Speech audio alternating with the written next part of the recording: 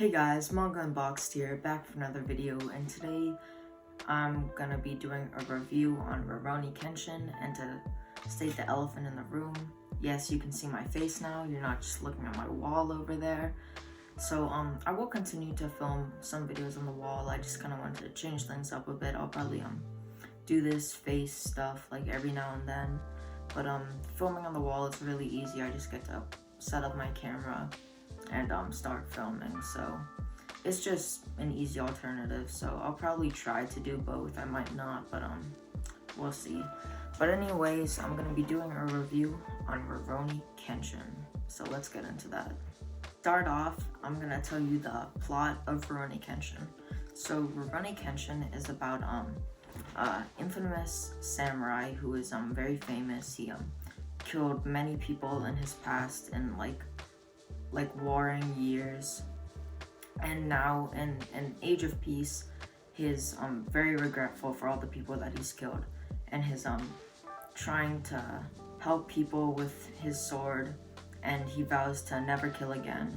And he's wandering as a Rurouni, and then he comes across a dojo in Tokyo where where you start to build the main cast, and you meet different characters and you build it up. And I just gotta say, this manga has some of the best like shonen cast of characters. It's just really great. Like there's Sato, Aoshi, Shishio, Sanosuke, who's kind of like Zoro. But this manga is just great. I say that the first like 8 or 9 volumes, they're pretty good. They're good, but once it gets into the Kyoto arc, which is probably around volume 10 or something like that, it gets like really good, because like it just gets into like a big shonen arc. It's like almost like, think about it like One Piece. Like Syrup Village wasn't that good, and you think about Bleach, the first arc wasn't that good, but then it just gets phenomenal. Like the characters and the development and just the treatment these characters get is just, it's just what characters deserve and what good characters deserve, and how Watsuki makes good characters. And also bringing up the mangaka, I do want to address that, because I don't know if you know or not, but the Rurouni Kenshin mangaka, he makes some really good manga, but he's done some bad things. So I'm not gonna say it right now, but basically he's a scumbag, and not someone you would trust to babysit your child, if that gives you a hint. But for me, I separate the work from the mangaka. I don't think about Watsuki when I think about the series. I don't really like downgrade it because of him. I just would try not to support him. Like I got my whole set used for $50 on Facebook Marketplace, which was a great deal. But you can try not to support him. I'm not gonna look down on you if you do support him and just get it new, because I know a lot of you out there probably enjoy your manga new and not used.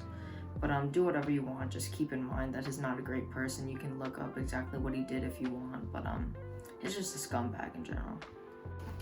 But getting back to the manga, especially in the Kyoto arc, this has some of the dopest stuff ever. Like Shishio, the main villain, he's just so badass. He's so cool. He's up in my top shonen antagonist, with like goats like Meruem, like who else? I can't fucking remember now, but he's just so good.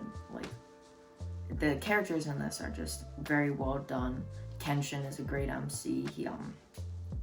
He's very human. Like you can see when he's young, he wants to go to war, and because he wanted to fight for a new age of peace. And then he realizes that after he's killed all these people and the new era of peace has come, everyone he killed was also fighting for an era of peace. And there's no really like right or wrong in particular, and he just took lives when it was not necessary. So now he vows to never kill again, and he vows to protect people with his sword.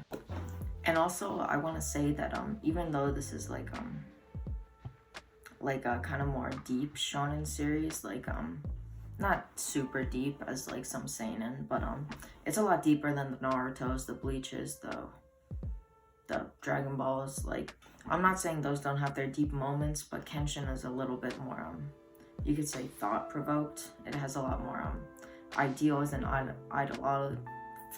can't speak, but like philosophies and stuff. But Kenshin just it's just great. I just loved it so much, and I'm so glad I got the chance to get it used. And what was I gonna say? But yeah, I was gonna talk about how good the fights were. Even though it's more deep, it still has the good shonen fighting. Like sorry, I got cut off there, but I was gonna say that the fights were choreographed and drawn very, very well. And there was like a lot of the big arcs were heavily fight based. There were a lot of duels that went on, like one-on-one fights. It kind of reminded me of the Soul Society arc, where a lot of the characters like had their own battles that they had to fight. They didn't meet up, but they like ran into certain people that they had to fight. And the fights are just so good, so well done. Like, I probably like this arc more, not this. I'm sorry, I got cut off again. iTunes storage won't leave me the hell alone. But as I was saying, the fights were just very well done. Like, they were so cool to look at. Like, each character has like their own kind of like moves that they use, you know, when they, like in a lot of shonen, when they do a move and like it writes it out and stuff. But the fighting style was more realistic than most shonen out there, you could say. But like, it's not very fantasy based. Like, there are things that are unrealistic, like just like a ton of people just being like casually like 10 feet tall, or like people just being like 15 feet, like, and just huge. But like the fighting style, like, it's not like, it wouldn't happen in real life, but it's like realistic. It's not really a power system. It's just being almost just like not superhuman, but like insanely fast, insanely strong, like that stuff. Like, it's not realistic, but it's like not like a fantasy power system, if you know what I mean. And also, I want to say that this isn't just like fights going on and stuff. Like, it's not just like trashy shonen. It's like the plots are pretty intricate, not like super intricate, but like deeper meanings, you could say. Like, for the Kyoto arc, it's a little bit political, not too much, and a lot of them go into Kenshin's backstory. And the second big arc, I forget the name of it, but that one is like entirely based around Kenshin's backstory, and it has a deeper meaning. It has someone who has a grudge against Kenshin and wants to get back at him, basically, and make him feel like the pain that he felt when Kenshin kind of messed him up and like kind of ruined, not necessarily ruined his life, and in the warring area, in the warring period. But he's still like evil. Like, it's not really a debate between good or bad. It kind of is, but the main antagonist in that arc, and Anishi, like, you can clearly tell that he's the evil person in it.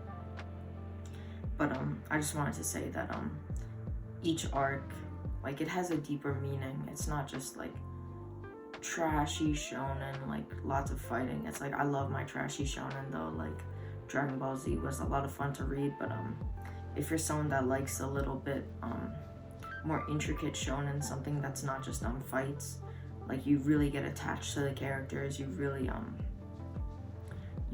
get like indulged in the plot. Like, I haven't binged a series as much as Kenshin in a while. Like, one day I read 8 volumes, one day I read like 5, one day I read 4, one day I read 6. I read it really quick, and I'm already on to my next series because I was on winter break, so I was just staying up late and just reading a lot. My sleep schedule got so messed up because of 2 things: Discord and Rurouni Kenshin. So I think that about wraps it up. So read Rurouni Kenshin.